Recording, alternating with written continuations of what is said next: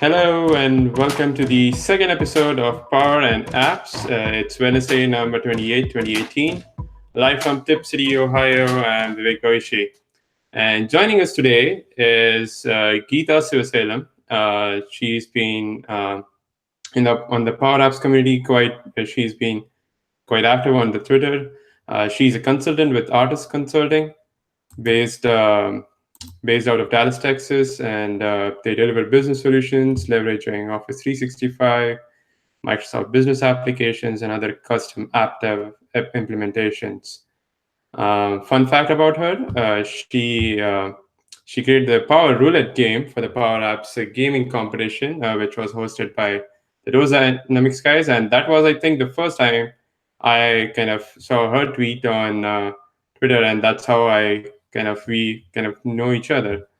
So take away, Geeta. Just let us know about you. Hey, thank you, Vivek. Thank you for having me on your Power and Apps session today. And I am super excited to be showcasing some of the fun stuff that I've been working on using Power Apps and Flow. And thank you, fellow Power Appsters, for joining us today. And we are looking forward to talking all things Power Apps and Flow. Great. All right. So we'll go back to some. So we'll start with some. Today's episode, we'll talk about some recent updates from the Power Apps and Flow blog. We'll followed by a smart home demo from Geetha, and then we talk about a super Power App. So hang on and enjoy the session. Let me see now. So what I'm sharing. Uh, just a second.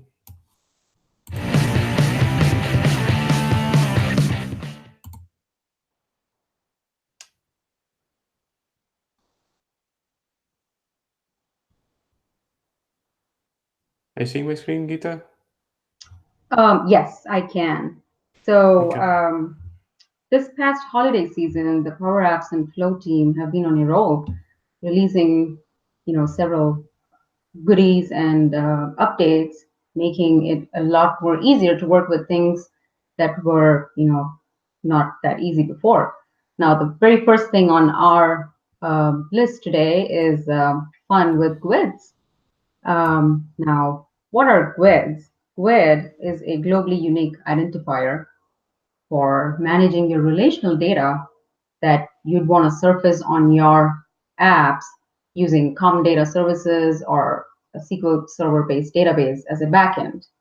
Now, why do we want to include GWIDs in Power Apps? Let's kind of talk through the pain points that we had before with CDS. GWIDs are hexadecimal string, so case sensitive comparisons can fail if your upper and lower cases are different. And let's say a single digit is missing in your GWID, then your filter formula can fail too, and it can return blank results rather than actually giving you an error. And so now in the Power Apps world, GWID is now a first class data type. And now we asked for it, and the Power Apps team delivered it, and thank you for that. And you can actually look at their post on how this change affects your day-to-day implementations in Power Apps. The in CDS, your GWID comparison would not throw an error earlier, and right now, if you actually enable your GWID compare your, it's actually an experimental feature. That's something I wanted to let you all know. It's an experimental feature, so you will have to go through your app settings and enable that. And once you do that, if you compare any of your GWID values, then that's gonna throw an error telling you that this is Yeah. not a type of GWID. So just to point out, this is not enabled by default. You'll have to go into the settings and enable it. So some of the experimental features are sometimes enabled by default, but this one is going to be off. So you'll have to go and turn it on. Right. And correctly. Yep. yeah, and the same applies to both, it doesn't matter if you're using CDS or SQL as your backend. Having this first class data type is going to make it really easier for you to track those bugs when, we had back in the day when you wouldn't know what went wrong, and unless, until you realize after troubleshooting that, oh, the comparison didn't match for the grid. But now we have an error that will pop up, so just make it a lot easier. Yep, that's right. So I think it's a great feature. This error thing to compare it. Otherwise, I've like when I played around. So initially, I started playing around with CRM and stuff, and I was trying to do some lookups and stuff. So this always threw me off. So I think it's a great feature where you can kind of compare it now, and it will show you that it's invalid if you're trying to compare a GUID with the text type. So at least trying to avoid some errors when you're trying to process some of this data. All right. Moving on to the so just to point out, we if you have any questions, just post it on the live YouTube. We'll be monitoring that as well. So let us know if you have any questions, and we'll try to answer to our best possible knowledge. Um, the other thing that Power Apps recently introduced was one-to-many relationships for Canvas apps. So the way this thing works is you right now we have like many to one relationship, and I'll show you here in a second how that works. So uh, in this case, you have this. Let's say you have a table of this again is applicable to CDS in this case. I'm not sure of the other data sources, but yeah, this mainly would relate to the relational data sources. Um, And when so let's say you have a reviews kind of a table, a gallery where you're using reviews as the data source. Um, you right now what you can do is you can click on like you can use this formula, this item dot the associated product dot product image, and it will show you the image from that that record. Uh, the the reverse of it would work as one to many. So let me show the example, and I think it will make sense when I kind of talk about that. So before that, again, this is an experimental connector. You'll have to go into the settings and turn this on to use the common data service experimental connector in your settings. And once you turn it on, you can use it. So let's say you add a product, you add a new screen, you add a gallery with products as your data source. You can add another gallery and just set it to the first gallery dot selected dot reviews. So you don't, I mean, this basically is getting the whole table of reviews um, that corresponds to this item or this product. So this didn't exist before, and now you can kind of create this one-to-many relationship. Have you used Geetha this, or does this apply to anything that you have been working on? I can actually relate a lot to how things worked in the SharePoint world. Mm-hmm. Back in the day where you could have related web parts and you would have a lookup column that would tie those web parts together. And this kind of reminds me of that. And it's now a lot more easier because you do not have to build your relational features from Mm-hmm. scratch. It's now Yeah. available out of the box. You just have your gallery built out and just build that connection and just click away and it pulls out the data for you, all the relational data for you by default. So this is a pretty cool Yeah. feature. And I can Yeah. see the community getting really creative with how you can show Mm-hmm. relational data. Now, we're only looking at one dimensional, but I can actually foresee several dimensions of data being shown Mm-hmm. using this feature that got released. That's a good point. I mean, as you talked, like you have been more associated with the SharePoint world as well, so you know about that. So bringing all those things over here as well, Mhm. that's a great step ahead. So yeah, Yeah. and And it's reduces the frustration from a lot of people. right, yeah, and it's really nice to see how the team is trying to streamline the consistency in Mm-hmm. regards to the look and feel, and also the functionality across all the Microsoft platform tools. So Yep. their roadmap has been the evolution has been really good. Yeah. Yeah. I mean, that makes sense.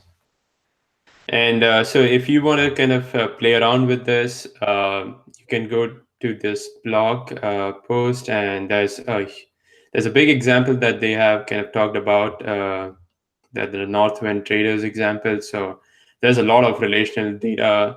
I mean, kind of that they have been using here, and there's a lot of relationship between these different kind of data sources. So how you can kind of take the benefit out of it. This example kind of talks in detail about it, and you can kind of read through it and see how it relates to your data in CDS.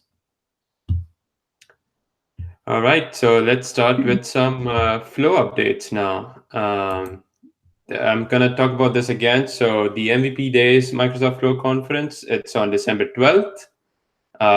It, repeating that, it's December 12th, 2018. It's only 13 days left. We have some great speakers lined up. Shane Young, John Dew, all of these great kind of experts in their field. So it's free to register. Go ahead and do it now, and it's a whole day of different flow topics. I think it would be a great they are covering different levels of topics, from I think starting basics to even some of That's the right. advanced Yeah. ones. Yeah, so So even so if you're a yeah, beginner, you don't have to be a hardcore coder or programmer. yeah, Even yeah, if you're a beginner with Flow, this would be a really good opportunity for you to get up to speed. And it's yep, free, so you yeah, should totally make use of this opportunity. And like Vivek said, you have beginner levels, you have intermediate, and you have advanced levels too. So depending upon your area of interest, you can kind of schedule your day to watch yeah. Flow awesomeness That's right. going on. Yeah. Uh, yeah. So go ahead and register for it, and try to attend most of the sessions. If you can't do the whole thing, but yeah, it's a great opportunity. Don't miss out on it. All the links to all these whatever pages that I'm showing, all these links will be put in the show notes that will be available after the session. It will be available on the YouTube description. So if you need to go back to these links, it will be available then. So don't worry about seeing what the link is right now. um, So this is one of my favorite updates that have come from the Flow team. They've revamped the whole look and feel of the portal. They have a Mhm. all new way to find out your key pages and your features. They've kind of grouped all your entities and connections and custom connectors under a umbrella called data. So it's just easy for you to go pick and manage your entities and connectors. And your flow listing also is a lot more consistent with your other Microsoft user interfaces. They have it tabbed by My Flows, Team Flows, and Business Process Flows. And all your navigation has moved towards your left. And this is my favorite part. If you are adding triggers and actions on your Flow Designer earlier, you didn't have a really easy way to tell if they are premium or they're custom connectors in your environment. But now they're very obvious. I really love the design. You can yeah. tell as soon as you search for it that that's a premium connector, and you can kind of get some information by hovering over your information icon and kind of see what if you are on the premium plan, then you get to use it, but at least you have a way to go look at what's available. Hmm. So one of the things which I wanted to point out was that the look and feel is very similar to the Power Apps Mhm. interface as well. True, yeah. So yeah, it's almost. I mean, they've tried to keep it the same look, the same kind of menu on the left side. So it doesn't seem like two different things. So and anytime, so this is one thing which I have. Every time somebody talks about Power Apps, it's I always think about Power Apps and Flow together, and I think this makes sense because these are two very kind of integrated products. It makes sense to have the same look and feel for each of them. So Mhm. I think that's a great Yeah, step. they definitely go hand in hand together, and this just makes it a lot more easier if if you've just been using Flow and haven't used Power Apps. uh, Mm-hmm. it's still easy for you to navigate around, and the user interface is really good if Yeah. you get started on Power Apps. It's pretty much similar, so they're trying to. It's really good that Microsoft is trying to work towards having that unified user experience, and Mm-hmm. that really helps for new customers and new users and citizen developers who are completely new to this low code no code world. Yep. Yep. That's true. Yeah, On the and go ahead. no, I was just going to say there are still some things that I do miss that we had before, and we don't have them now. Mm-hmm. And like for example, there was a really easy way for you to tell if your flows are enabled or disabled. There was that little Mm. blue toggle button that would show you if it's disabled or enabled. But now Yeah. they kind of changed that interface by having like a grayed out um, Yeah. styling, right? And I really like the toggling because it's kind of easy Mhm. to manage and it tells you. But I hope they bring it back. And I don't know Yeah. if everybody feels the same way, but that's something that. And yeah, that's a good point. And there were some really nasty comments on that. I Oh saw that, but yeah. yeah, I mean, not going to that part, but right now, what I also noticed is if I go and click on edit, and hmm if I go to the edit page, there's no option there as well to kind of do the toggle on off. It's only when you go on the run history or just click Right. on the flow Yeah. directly. That's the only That's place. the So only way. It used to be at the ribbon on the top where you can, pretty much enable or yeah. disable. I know we've lost So that too. I don't know if you Um, guys. So if the flow program managers, somebody, if you guys are listening to this, this might be some feature that I don't know you guys missed out on. But yeah, I think a lot of people would like to have that quick feature to enable or disable it. So maybe we'll get that back. yeah, I hope they bring it back. I think I'm sure there are several things that the community misses from the prior Mm-hmm. versions, and well, the Microsoft teams have been very open about hearing the pain points and Yeah. bringing things for Yeah. us. So yeah, let's hope they do bring that. And there are Yeah. still things like there's something that I'm really hoping to see. One area of improvement is I still don't have a way to know, for example, if I'm running a flow from SharePoint on a certain list item, there's not a out of the box way for me to know which flow errored out, or what Mm-hmm. flows have run on this item. It's Mm-hmm. there have been great blog posts from different community leaders talking about how you could have a workaround and kind of have a way for you to know what flow is related to a certain list item and when it ran, and what the status Mm. is. But it would be really nice if they could kind of mirror what the SharePoint workflows did, where Mm. you could actually click on an item, go look at the workflow history, and it would list all your workflows, and you could tell looking at the status if they failed or what the status Okay. is. Yeah, here it's more like you have to kind of find your way in and Way out, back and instead of yeah, and yeah, navigate. yeah. Mm-hmm. And so unless you create a interface for your Mm-hmm. customers to be able to So what you're see. saying is, I mean, you would like to have something which, I mean, right now you're allowed to go to the flows to kind of flow and see that if that flow Right. worked for that SharePoint list item or not. You'll have to Yeah. build some kind of filter to do that. But yeah, Yeah, I you think like to see both the yeah. ways, right? Yeah, both ways. Yeah, Yeah, just so you don't have that's a to, good point. Yeah. yeah, without having to move away from the context of your. Hmm. I took Trip on a good Yeah. example. You don't have to move away from your Office 365 tenant and just if you can see it from right there, then that's pretty Hmm. good. Yeah, hopefully we have all these. These are like they may be small things, but they're super useful. And Yeah. hopefully they Yeah. bring it back on their roadmap, and we get to enjoy the goodies. Hmm. Yeah. That's yep. Hopefully we get some more of these soon. Um, the one of the things which I think I'm not sure about this. So the control action, is that something Yes. that you can add now, or is it you have to search for any action? I guess I didn't check it out. Uh, I think you can. They've actually combined all the control actions as one. so I think you is still have to search for it though. okay, yeah, that's it. So you when you are clicking on the plus sign, you cannot Hmm. add Yeah, you cannot add control it. action. That's right. Yeah. Okay. Yeah.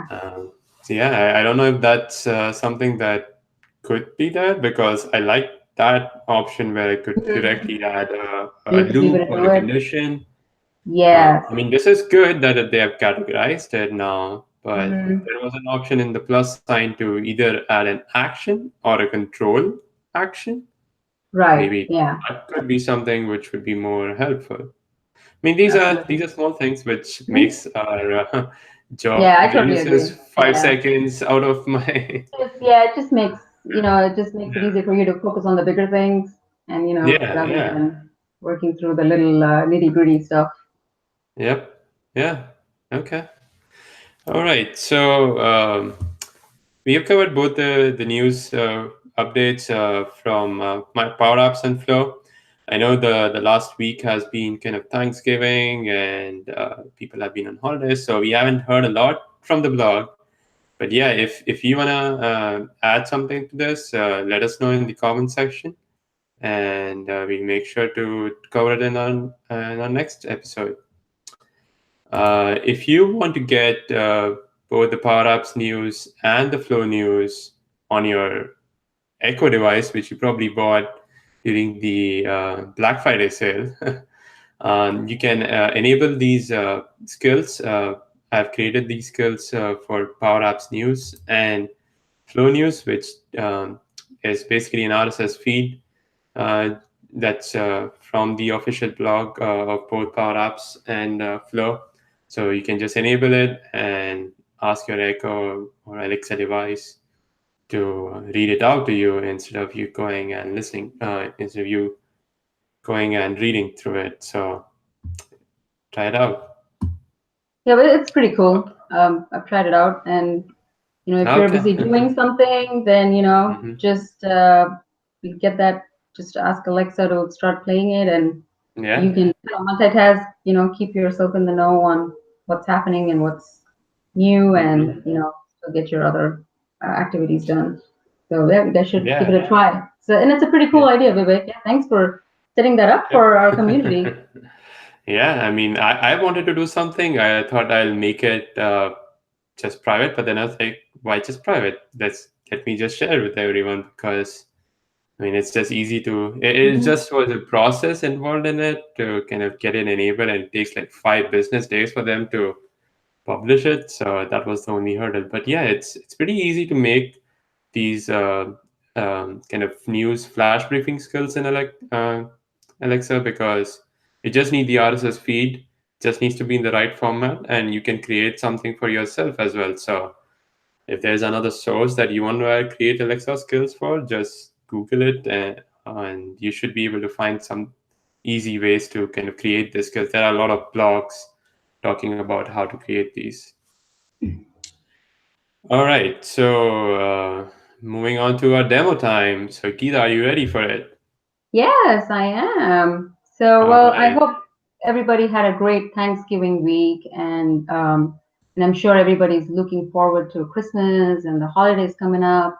I know I am, and I have a bunch of family coming over, staying over the eve of Christmas and the morning after. And And I really wanted to do something unique and kind of get that vibe going for everybody, get everybody, the kids and the adults excited for Christmas and get that feeling going on. And I've been, being a Power Platform addict, I've been thinking, how can I incorporate Power Apps and Flow to make my job easier? Because I'm going to be busy hosting. But I'd really love to automate some of my home devices and gadgets during the time so I can get the Christmas vibe going on. But how am I going to do that using Power Apps and Flow? And that's what we're going to see today. Let me see Great. if I am sharing my screen.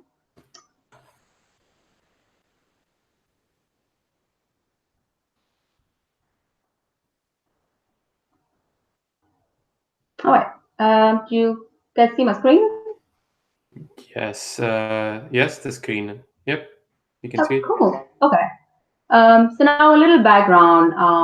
So I've used Power Apps, Flow, and there are several third-party apps and services that you can use to automate your home gadgets and devices and make apps talk to them. But the focus today is for me to show you guys how you could do that using Power Apps and Flow. So this is my Power App, and I call it the Vibes app because I have several vibes set up on it, and each vibe triggers a set of actions and activities on my home gadgets and devices. So this is a simple gallery that has the different vibes that I've been working on. It's still a work in progress. And you see there's a Santa vibe, there's a party vibe, there's a bedtime, and there's a workout. Each vibe does a different set of things.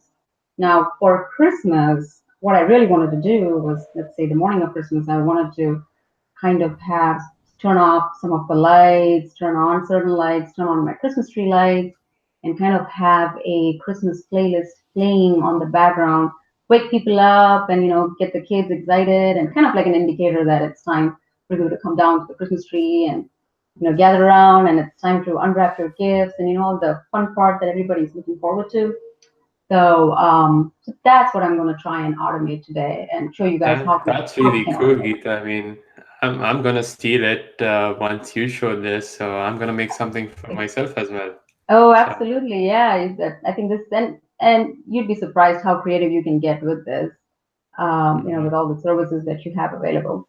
Now, you do have several third-party apps and services that do this for you, and one such service is the IFTT platform. Mhm. IFTT stands for if this then that. You can think of it as a free service that lets your app and devices and gadgets talk to each other. Mhm. So that's what we're going to look at. So this is, So yeah, just a quick note on that. So if you have not used this platform anytime before, it's very similar to Flow, but yes, yes.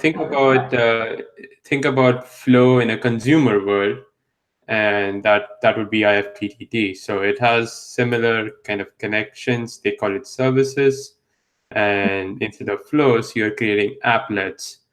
So, Correct. and yeah, Geetha has tried to connect Flow and IFTTT. So let's check it out. Yeah, and I like to call Microsoft Flow as the enterprise version of Mhm. IFTTT, but Yeah, but today we're going to prove that Flow doesn't necessarily have to be used for automating your enterprise solutions, but you could get really creative and automate your non-business implementations as well. yep. Yep. Or you could connect your business and your Yeah. non-business worlds Yeah. together, which is Yeah. possible only through Flow now. And I'm sure everybody has their Christmas parties going on and holiday parties at their workplace. So Yeah, you can get pretty creative with how you want to actually amp up your party vibes. yeah. Yeah, so let's take a look at. I'm going to kind of walk you through the actual IFTT platform, and then we'll come back to Power Apps and Flow and see how all the three pieces fit together. So let's go to the platform itself. So this is the site for IFTT, and you can see that there are several applets already available for you to use. And at the very bottom is a link for the platform where you can build your own service and applets. Now, applets, you can think of that as a way for you to logically group actions or events uh, based off of a trigger that you'd want your app to send to. So let's take a look at the platform. I actually think I have that open. Yeah, and here's all the documentation on how you can create applets and triggers and how you can set up triggers and actions, and it's pretty extensive. And they have a little cookbook too if you want to, if you want to kind of grab ideas on how you can club a bunch of your gadgets together. So take a look at that, and that this would be a really good starting point if you are completely new to the IFTT platform and you want to start automating things and have your apps and devices talk to each other. Now let's go to my applet. I'm going to show you how I've created that. So I have a private applet that I created. Now, Hmm. the way this is going to work is you are going to have to create a webhook on IFTTT, which essentially gives you an HTTP endpoint that your apps can talk to. So that's what we're going to see today. So I did create a webhook. So and we'll take a look at how that webhook looks like. So it generates a key for you, and this is your HTTP endpoint. You can make a post or a get to it, and you see that little parameter event. Now that's how you're gonna handle what kind of events to trigger. So it's pretty much one webhook that you have trigger multiple events and applets. And you also do have an option of sending in values if you want. And this is optional. You don't necessarily have to send query parameters. Now, in my scenario, I decided to use them to kind of validate the state my devices are on. Like, for example, am I turning them on or am I turning them off? And we'll take a look at that when we look at the flow and how it's designed. Now let's go back to the actual applet, and and on this page, you can see that this is the display preview and there is a configure preview, which shows you what happens when a web request is received, in the sense when your app sends a post to that endpoint, which is your webhook. It actually talks about what's going to happen, and it lets you configure your different devices and gadgets.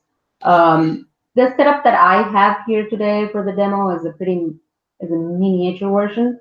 So I have a smart plug, and I have a Christmas tree that's plugged into that smart plug, and I also have a Sonos speaker system that's installed pretty much in every room in the house. So these are the two devices that I'm gonna use for my app to talk to.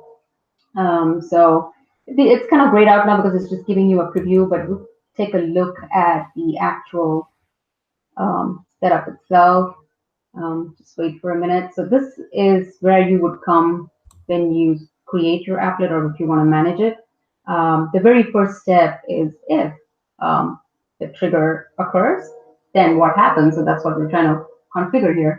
So if you do receive a web request and you pass in a default value for your event name. In my example here, I have Santa mode, and that's what I'm passing.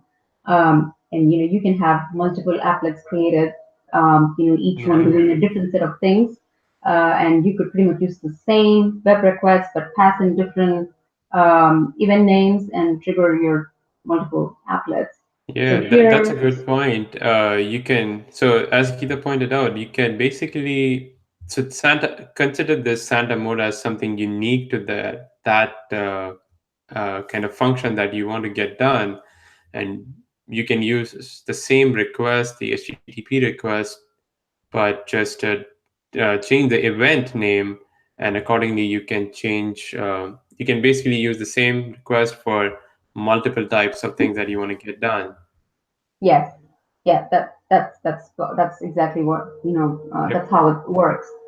Um, and so this applet is just purely for Santa mode. So imagine having multiple others with different values for your event name.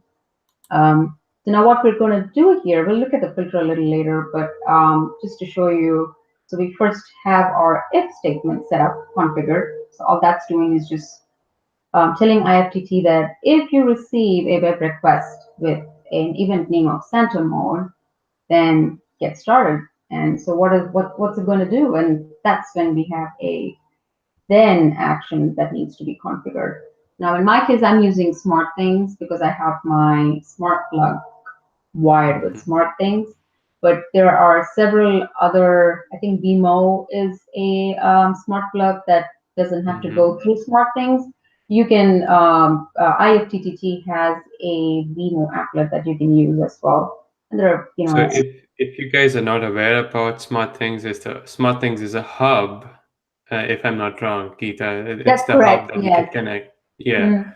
So So it's it's the an hub. home automation hub. Yeah, you're right. Yeah. It's an home automation hub, and you can set up routines on it, and you can have all your devices attached to Connected to it. one hub. Yeah, Yeah, that's yeah, right. and So yeah, mhm. there is a hub option, or you could have, as Geeta pointed out, you can have Vimo devices, or even I mean, there's a bunch of There are a connections bunch of available it. on I. Yeah, there's So several whatever of you them. buy, but yeah, if you want to buy something, make sure if you want to use something like this, make sure that the connector is available on IFTTT.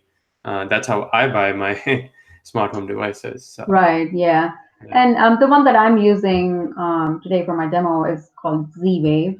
And I believe IFTTT has applets for Z-Wave too.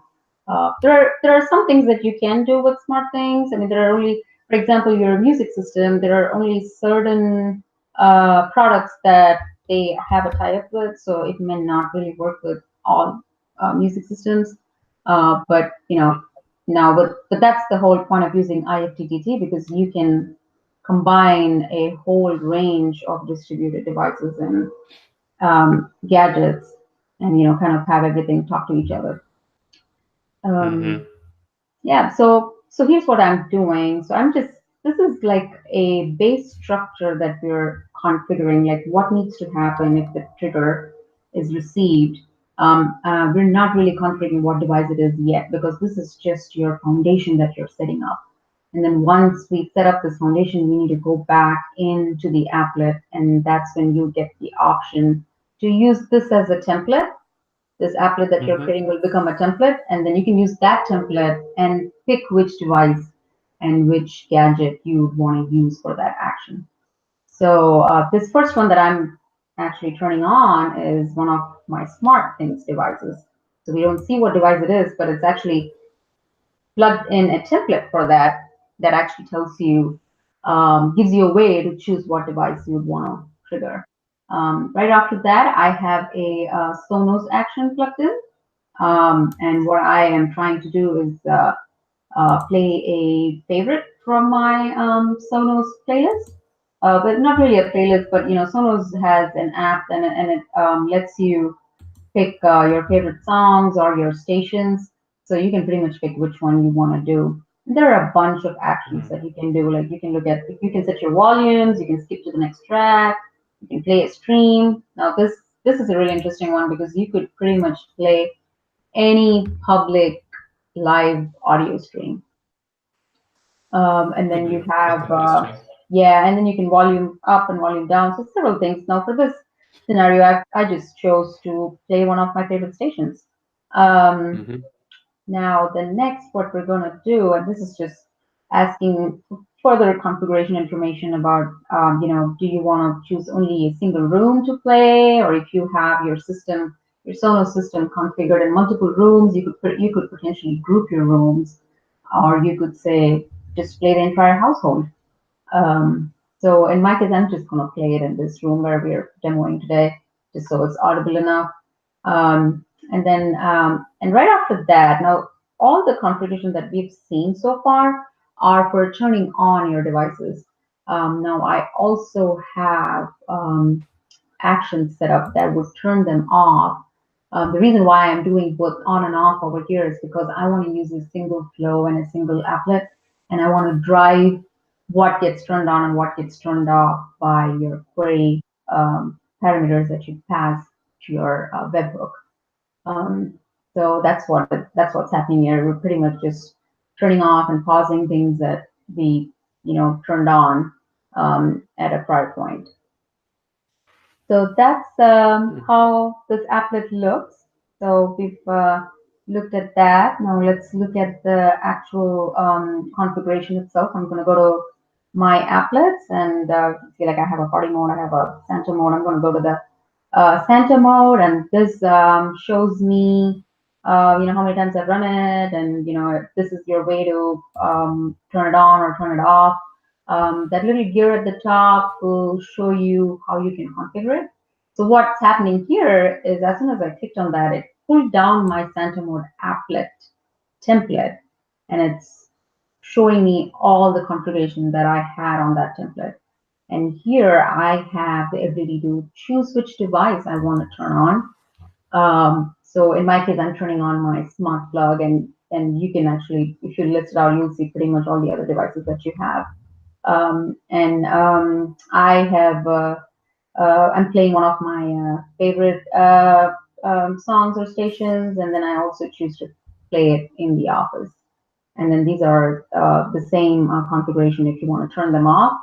And so that's it may look like it's a lot to do, but once you are familiar with the IFTTT platform, you would be surprised with how addictive it is, and how creative you can get to get all your automation done and have your devices and your apps talk to each other.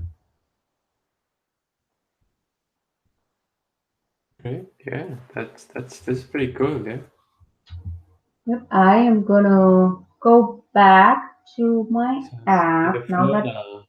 yeah, we're gonna go look at the flow now. So this is my flow. It's a simple two-step flow. The first one is a PowerApps trigger because I want it to be triggered from PowerApps. And this next one is an HTTP request that we're making to that webhook endpoint. Now, if you remember, when we looked at as soon as you create your webhook, you have access to look at what your key is, and how to format that URL, and how you can come up with a format for your JSON that needs to be sent in the body. And so that's what I'm doing. So here, which is this little parameter over here, this is a Power App generated value, and that is going to have the event name that I'm going to trigger. So in my case, it's going to be Santa mode. That's what we're going to trigger. So this is where you can, this is pretty dynamic. You can see you can send in any mode you want, and it's a single flow that can work across all your different modes. And in the JSON body here, we have a value to track your on and off states, and that's what I'm going to be passing on. So whenever we click a button on one of the vibes on my app, it's going to pass the state, whether it's I'm turning it on or I'm turning it off. So that's all this flow So does. there are. I just wanted to point out there were. I think there are three values that you can pass. Right. That's Yes, what you they can pass are. three. Yeah. Yes, so there are a Yeah. maximum of So. three that you can pass, Mm-hmm. and they're optional. You don't necessarily have to pass either. Yeah, yeah. Yeah, So I guess I just want to point out that if you have some more kind of on off or some other things that you want to pass, maybe you want to do for two switches or two things, maybe you can so you yeah. can have three values passing. So yeah. You can have three values passing, yes, and you can actually make it pretty dynamic. For example, I mean, a good example that I can think of is, let's say you want to get a user input on the kind of genre of music they like, Mm-hmm. and you Yeah. can pass that as a parameter right here. Oh yeah, And that would be amazing. Yeah. IFTT, you can just make your home pretty smart about your guests, and kind of get their preference, have them type in the Mm-hmm. genre, and then have your webhook talk to IFTT, and you can have your applet design such that if this is the genre, then go play this Hmm. station, and things like that. So Yeah, just an idea, that but would be fun. Yeah. you can get pretty creative with that. Um, Yeah. yeah, so it's a pretty simple flow. So flow is our intermediary service over here that's going to help our Power App talk to IFTTT, and which in turn Hmm. will talk to your devices and gadgets. So now let's take a look at the Power App. So this is the gallery, and these are the four different vibes that I have. And let's look at how we trigger flow. I'm gonna go to the on select event, and so here's what I'm doing. I have a collection that has all the details for the different kinds of bytes that I want to use on this app. And I have a property called state, which I would track if it's turned on or off. So I have a way to know if this byte that I just turned on, is it on or is it off, just for me to know which ones are working or active currently. And here is my flow, and that is what we're going to be, that's what's going to be triggered. And what I'm passing is the mode that I want to do. If I'm going to click on the Santa mode, then I'm going to pass a string with the text Santa mode. If it's party mode, then I can pass in a string with party mode and so on. And what I'm trying to do is also pass the state. What was the most recent state? Pass it on so that IFTT can decide if it needs to turn off certain gadgets or does it need to turn them off. So yeah, so that's how we have it configured. And Are we gonna see a live demo now, Geetha? yeah, we're gonna try and see. Let's Oh, cool. hope the demo gods are on our side today. Um, I'm gonna see how I can actually. I'm gonna have to turn on my video so that I can show you guys. Yep. So if you can just stop sharing, it should come back Yeah, I'm smoothly. trying to. There's a there would be a small kind of a pop-up saying Google Hangouts is sharing a window and it said stop sharing. I'm trying to see. You are sharing. Oh, stop sharing. Yes, sorry. I Yeah, think I have too many that's fine. open. All Hangouts right. and Edit Hangouts kind of work differently a bit, so that's Yeah. fine. Okay. So yeah. So keep an eye on that tree right behind me. So this demo is going to be, I'm going to turn on the center mode, and my idea is that we're going to have the Christmas tree lights turned on and have a playlist playing with some Christmas songs. And if any of you are watching, if you guys want to like play like a guess that song, and feel free to guess that song, and within the first few seconds that it plays, it's a very famous song. I'll give that as the clue. I'm sure you guys will guess it. So I have the app. I'm going to just open up the app on my phone so that I can show you how it works. Let's see. Yep. So do you guys see the app? So that's what I have. I'm going to turn on the Santa mode. It's actually just All turned a little right. bit green. Ah, you see Oh, there we go. the Yeah. yeah. Now the song's turned on. Yes. Yep. Yeah, it Ah, works. yes. Yes, you guys can hear the music. So, The music you hear everywhere yeah, during Christmas. yes, it works. So I'm gonna go turn it off and turn it back on. That's that's really good UI as well. So if you guys didn't notice, when she pressed it on, it turned green, and when she turned Yeah, off, it came back to the original mode. So I yeah, I'm mean, gonna do you it got just both one more things. time. Yeah, just so you can see it. It's probably not that visible, but you can see that It it's a is. little. Yeah, I can see it. You can see green. Yeah. So that's my Yep. way of telling me what state it's in. That's on. Um, Yep. so If now it, we go and turn it off. we can Yep, and that just turns let it off. we can just let the music keep playing all throughout. I know it is the most wonderful time of the year, right? Yeah, Yeah. yeah. But yeah, But that's a good tip on the UI as well. yeah, So yeah, good stuff. And so, I mean, this was just to give you an idea. This is a very miniature version of what I really wanted to accomplish. But, in the bigger scheme of things, I'd like to turn off a bunch of lights, turn on the Christmas lights, and then, have the volume down for a few seconds and then have it go up after a few seconds. So kind of wake Yeah. everybody and, so you can pretty much set up your whole routine how you would want your day to be or That's your vibe true. to be for that time of the day. But this, I hope it kind of gives you guys an idea of how creative you can get. And this is just an Yeah. example of just two devices. We've just used a smart plug that's tied to the Christmas tree lighting, and then the Mhm. Sonos speaker system. But I'm sure everybody has several other devices at home that you would like to automate and make your jobs a lot more easier by just a button click, and not having to Mhm. actually walk up to every little light and switch and be like, I'm going to turn that off and turn that on. Yeah. That's But yeah, so this was my fun Power App and Flow Yeah, experiment. that's pretty cool. Yeah. And I think the other thing which I wanted to point out was you can like the way Geeta did it was kind of using Power Apps.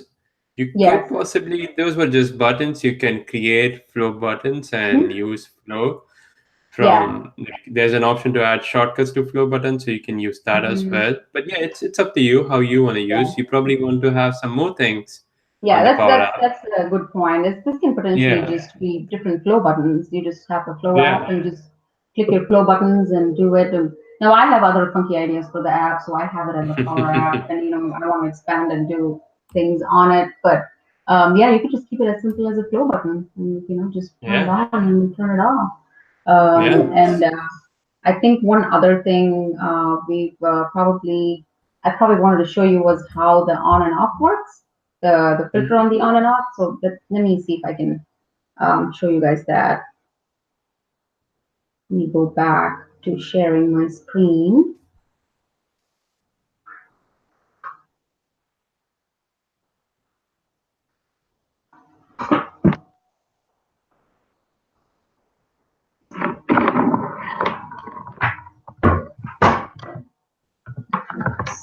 Do you guys see the screen share? It's actually showing a video right now. Oh, just trying to get my laptop battery getting it's going down, so Oh, it's just trying to okay. plug in the charge. I thought I'd kick off the screen share and then have it. I don't know. Oh, looks like my Hangout just crashed. Oh. Um, So we'll go ahead with the next section, and if yeah, we have the time, we get cover that as well. So yeah, you can we do go that. ahead. It's a good Yep. idea. Yeah. So I know we have like around 6 minutes left on an hour. So yeah, let's try to cover the next section. So in this section, we'll cover a superpower app. That's something I just coined up. But what we try to do is we try to take some apps from the app gallery, the community apps gallery, and try to showcase it and kind of see how people and kind of use power apps for different stuff. So last week we did gamifying physics with power apps. This week we are going to see an interesting concept from Raj Raman where he's using SVG path for creating a sense of pattern being drawn. So let me quickly show how the app. Oh, I hate when this happens. What happened is the I need to authenticate my session again, and oh it times me yeah, out. But I mean, I understand it's a better measure. So while that loads up, there's also a video with Brian Dang, where he kind of used SVG to create icons and graphics in his app. I'll be linking that as well in the show notes. He has a whole video on it, so you can refer to that as well on creating kind of SVG images in Power Apps. So, and I'll talk about how what this whole SVG thing is.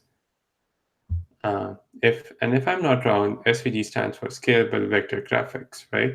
Correct. Yes, that is right. Yeah. So yeah, I hope that I mean that itself should give you what it basically means. So we'll test this app out. There are some preselected conditions over here. I'll click on generate, and you can see it kind of will create a whole spiral graph. And all of this, it's not some video or animation. It's just an image control. So let's go back and see how.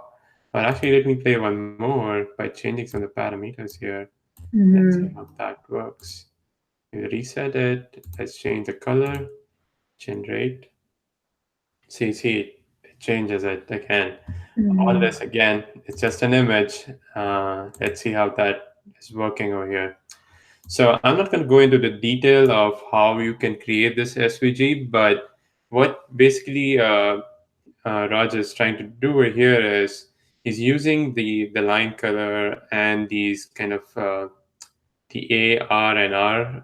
It's basically kind of a mathematical kind of uh, I would say a formula that he's using when you click on generate. The on select for that is kind of setting that variable, and it's changing based on the timer as well. So, and that's how it's creating a line by line. uh, if you want to try to kind of decode this and kind of use it in your just play it around with it, the app is available on the app gallery. uh, and let me see. Yeah, so the Spygraph MS app, you can download it and play around with it. But yeah, it's basically the image control. You're using the data URI method over here, so you're specifying it's an SVG image and it's coded in XML, and you can basically create icons or any kind of image using this, and you don't need to use an image as such. It's basically a code that you're writing to create this image. Now you may be wondering, oh, that's a lot of coding. How do I learn it? It's another learning path that I need to go through. But there are a lot of things available online where you can just search for SVG. I think you just search for SVG kind of code repository, something like that. I can't recall it right now, but you should be able to find these libraries where there are. Yeah, Um, I think I know what you're talking about. There is the yeah, Mozilla Developer Network, which yeah, that's has, right. which has pretty good documentation Mm-hmm. on how you can use SVGs. Yeah. And the good part is you don't, with SVGs, you don't really have to have an image or an icon as an asset on your app.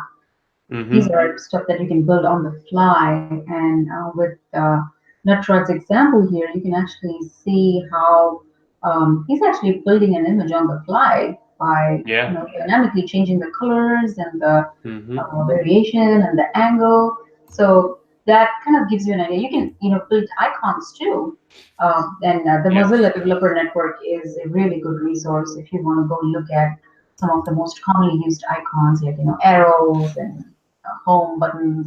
But you do have several icons that are already available out of the box in your Power Mm-hmm. App. But there might be some that you want to, some Yeah. fun icons that you want to do, and you can definitely use that. Yeah, use the And yeah, SVG. when you're that's a really good point when you want to create icons, and sometimes so most of the icons otherwise available on the internet, sometimes they have a license associated with it. So either you need to attribute them or buy the icon. So if you don't want to do that, you can just create your own icons using these SVG, and basically that's your own asset. You don't need to buy anything out. So if you want to test some things out, you can use this. And in the later date, if you think, oh, I just want to use some icons in my production version of the app, Right. Yeah. if you want to buy it out, if it makes sense, you could buy it. Hmm. But I mean, I'm not saying the icons are super expensive, but sometimes you don't want to, like in some business cases, you probably just don't want to buy something. You just want to use some free resources. So yeah, this is a great way to use kind of create icons. and you don't have to pay or kind of buy any license for it. Yeah, that's a really good point there. And it kind of also this app is such a great example of there's a lot of math going on behind the scene. I'm sure Natraj has some kind of complex math calculations and formula that's actually Hmm. going on. This is a fun way to learn Power Apps too. I mean, Yeah. and I think it's when you know a known problem and you know how to solve it Hmm. mathematically, or using physics or anything for that Yeah. matter. This is a great way to use Power App as a way to learn how to use the different features that the Hmm. tool has to offer, trying to solve a problem that you already know how to solve. So Yeah. this is a really good example of how he this is something we've all done back in our school days as kids. We enjoy doing this, but Hmm. he's used that as an example to learn how to use the different functions and formula within Power Apps. Hmm. So Yeah. and then This is yeah, a great example. Yeah. and I think we've And seen yeah. several great community contributions towards non-business usage Yeah. of Power Apps, and it's incredible. It's amazing to see Hmm. how creative our community folks have been. And that's a good point. But the other thing which you probably want to note is like we kind of converted a fun case right now and talked about how you can use it in your business environment. So all these, I mean, when you see some Santa game or pendulum simulator or a piano, you might think, oh, should I even watch this? It's not going to be useful for my business. But there's a lot of things that you can learn from it.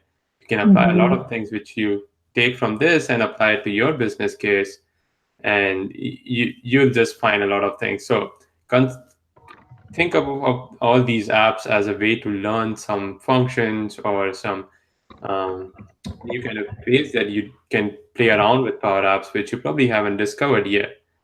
So this is a great way to learn these things. All right. So Geeta, I'll probably keep the demo for you to kind of make your own video. Maybe you'll see a Sure, better yeah, demo. Yeah. absolutely. We'll see. We would want to see more of your stuff. So Absolutely. Yeah. let I look people forward know. to. Yeah. So where can people follow you and your work? You guys can follow me on Twitter. That's I'm pretty active on Twitter, and you can see me talking about, tweeting about, all things about Microsoft business applications and all the fun stuff. And I am on LinkedIn as well. So that's a good place to network with me. And I look forward to connecting with all of you guys. And I also have a blog up and running, which is the swaghub.wordpress.com. And my idea there is to kind of give away virtual swags and nuggets that I learned during my day-to-day implementations, and things that I learned during my experimentation as well. And I have a couple of blogs going on there. I have a blog post on how you can build some fancy and functional breadcrumbs and multi-step form indicators. And I also have that uploaded on the Power Apps community gallery. So feel free to download the app and reuse all the fancy multi-step indicators and breadcrumbs. And I think there are about like 5 different styles that I've uploaded, and it's all for you guys to Yeah, use this it. was pretty cool. I mean, I read through these blogs, and yeah, it's a pretty cool way to kind of show forms in your kind of app. So yeah, Yeah. good And stuff I over mean, here. we're all, you do not have to be a coder or a programmer. You don't have to know Hmm. scripting to have those fancy multi-step form indicators, that you'd see on all these websites. Uh, and so, you can pretty much do that with very basic um, low code, no code functionality within Power Apps. So those are the different kind of styles that you can have and that I've been experimenting with. That's one of the Yeah. blog posts, and then there's another one which is pretty useful too, and which has been a pretty common ask from most of the customers and in the Power Apps and Flow community and SharePoint world that I've seen is how to enable role-based security for users using your apps. using SharePoint groups. Because today you don't have an out-of-the-box way to or a Mhm. connector within Power Apps that would tell you if this user should be looking at this app or not, if they have a certain permission or not. And this also helps you hide certain features or screens within your app, depending upon who you are. So there's a quick workaround to have that going for you. So take a look at that blog post too, and see if you let me know if that's useful for you. And the yeah, this is a concept that's you can kind of apply towards other backend systems as well. Um, Yeah. yeah. Yeah, this is really amazing and this is really cool stuff. You should definitely check it out. Swaghub.wordpress.com and on Twitter she's GSIVD. So uh, make sure you follow her and follow well, and probably we'll have some more videos from you soon. So Yeah, this was I our am. first live video, and I think Yeah, this. So thanks yeah, for we'll probably sharing get the. more stuff from you soon. Yeah, sure. I'm very inspired by all the great stuff the incredible community has been providing on the tech Twitter world, and their Yeah. live sessions and their.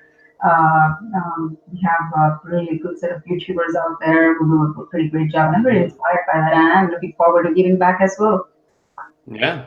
Great. So talking about live video sessions, next week on December 6th, we'll be having a Power Addicts.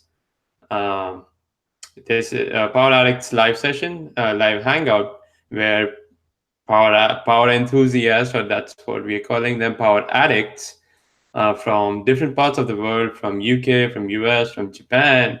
We'll be live and just talking about some power apps, some doing some demos, and answering to your question and answers. So watch out for this one next week, December 6th, that's Thursday, 5 p.m. Eastern.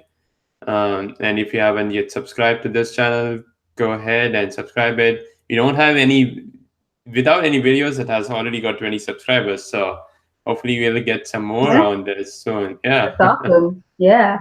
And Yeah. I mean, the my most favorite part about the Power Addicts Global Hangout is that it's free. Not only is it free, Yes. and and not only can you see awesome demos, but you can actually have your questions answered. You can collaborate Answered with by some everybody. really awesome people, right? Yeah. Yeah, so we're We're all gonna. power addicts. We're all addicted to the power platform, and we're always looking at fun things to do, and what can we do next.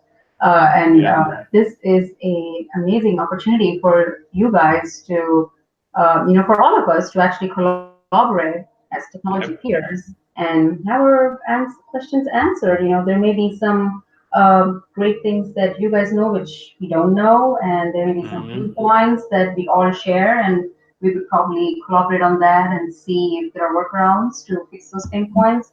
So do not miss this opportunity to actually hang out with your fellow power addicts and get to know what the awesomeness the community has been working on and watch all those Yeah. awesome demos. So remember the date, it's December the 6th. December 6th, 5 p.m. Eastern time. So yeah, watch out for that next week.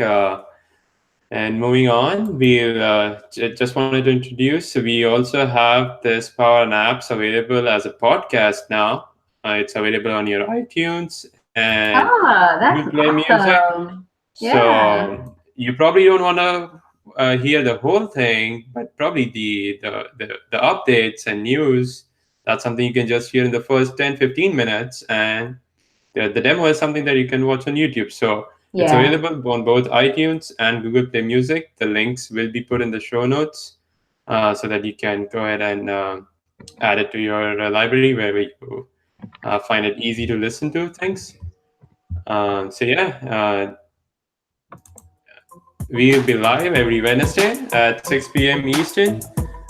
To find out more, subscribe to the YouTube channel and follow me on Twitter at that_API_guy. Thank you, Geetha, for joining us, and We'll see Thank you you, guys next Vivek. week. Yes, thank you for having me. And I had a really great time talking about all things Power Apps and Flow today. And yes, do not miss these refreshing power naps that you can take every Wednesday with Vivek Yep. on his channel. And I Yeah. look forward to seeing more of our community enthusiasts and addicts and power addicts on his show. Talk about all the fun stuff that they've been building on. Yeah. All right. Thank you, guys. See you next week.